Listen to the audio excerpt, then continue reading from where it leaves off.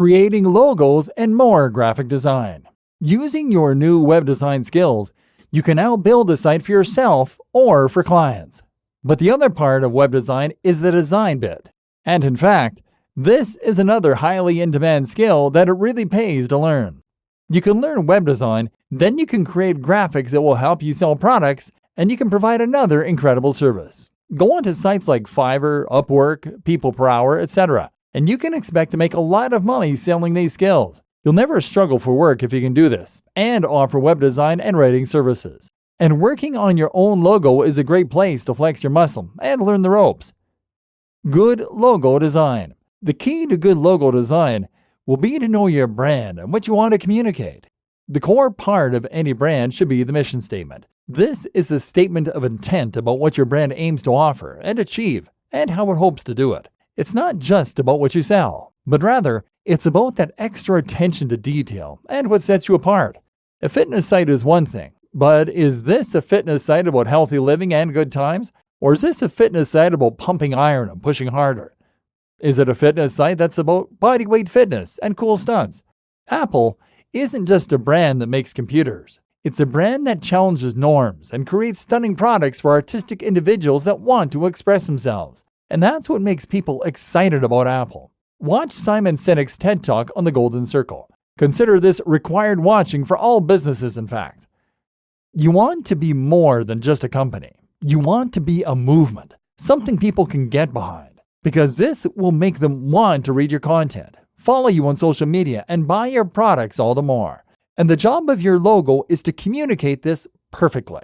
You can do this by thinking up related imagery. Why not create a mood board, a selection of different images that inspire you or that are related to the message you want to put across? Then try combining those images in different and unique ways to see if you can come up with something unique that way. Avoid cliché and try to be objective by surveying people to see if the brand expresses your business correctly. Then go to work making the logo. The tools. The tool you're going to use to create your logo is Adobe Illustrator. This is not negotiable. The reason you need Adobe Illustrator is because this is the industry standard for designers. Adobe Illustrator allows you to create vector files. And what these are files that work based on instructions about geometry, angles, and distances. Vector files tell the computer where to draw lines, what angles those lines should point in, and how long they should be. This means that you can zoom in and all the ratios and angles remain the same. There will be no loss of quality. It also means that the image can be edited at any time by dragging the individual lines, cutting bits off, etc.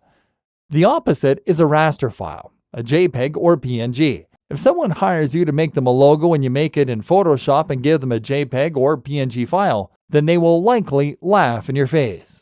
Using Illustrator is not terribly easy, but if you follow some YouTube tutorials, you should be able to grasp the basics.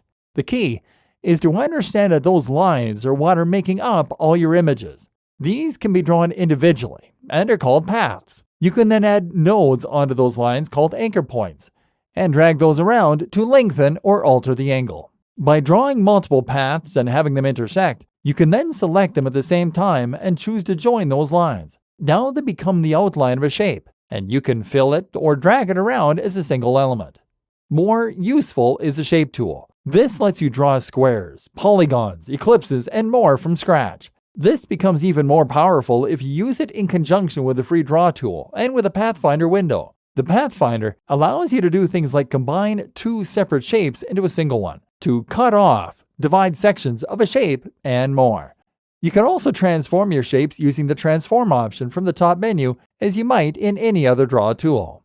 Combine these features together with a little extra watching, and you can start to create some rather complex shapes. What's handy is that any wonky lines will get smoothed out for you, and you'll see guidelines as you drag things to help you find center points or to line up elements that are opposite each other on the screen. Create something unique this way, and then choose a great font from a site like Font Squirrel, and you have your logo. It will look much more professional than anything you would make with any other tool.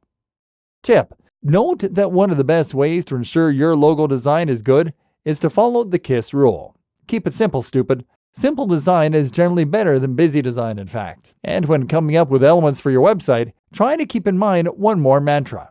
Communicate, don't decorate. This means that you shouldn't add flowery flourishes just for the sake of it. Any additional dialogue or graphical element should be there for a purpose, whether that is to lead the eye through the UX or whether it is to point to something else important.